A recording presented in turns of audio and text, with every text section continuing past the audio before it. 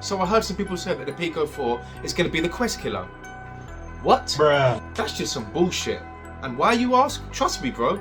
No, look, there's some real reasons, and I'm going to go through them right now.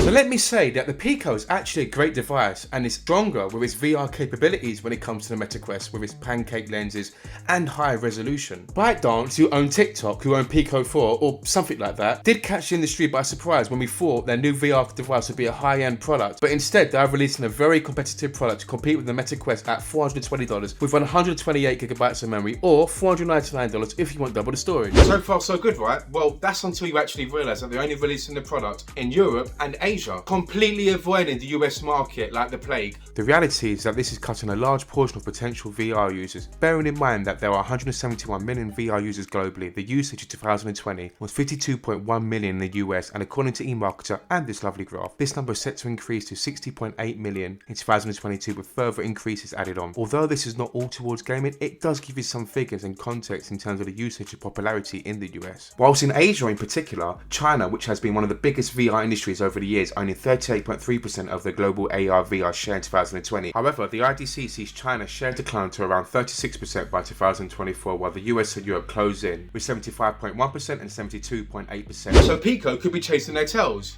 like Pikachu. Hence this top. And just a quick little intervention. If you're liking what you hear so far, you know what to do. Hit that like button. And if you want to stay up to date with more future content, make sure you hit that subscribe button. Oh, and if you need some motivation, then here it is. Now, there are some reasons why they have not gone into the US market, and without getting too political, firstly, the US market is quite unstable right now. And secondly, Trump's been a bit of an arsehole when it comes to Chinese products over the last few years.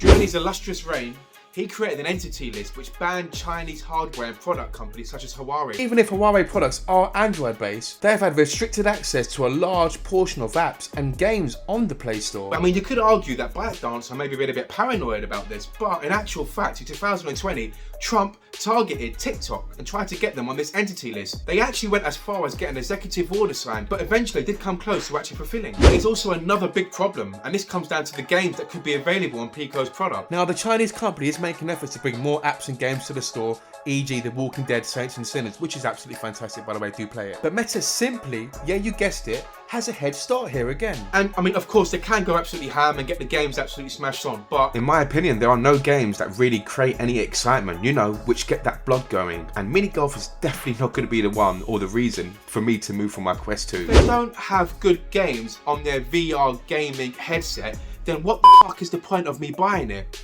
How about no? They're not trying to blow smoke up Quest 2's arse, but it did connect both casual users wirelessly and PC users as well, but Pico connects to PC not as seamless. There is no wire available to connect directly to the PC, and sure, you can connect wirelessly, but this can be unstable. And if there's issues trying to connect and get the wealth of games available online, then that's a real kick in the balls, as they say everywhere, like that was a British thing. It's not. Kicking the balls. You know what I mean. It's not good.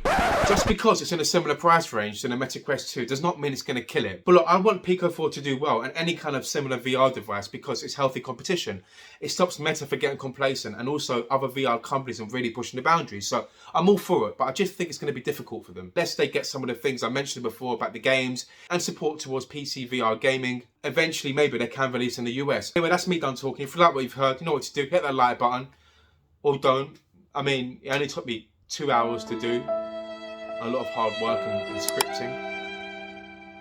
Why is there a violin in the back? Just subscribe then at least.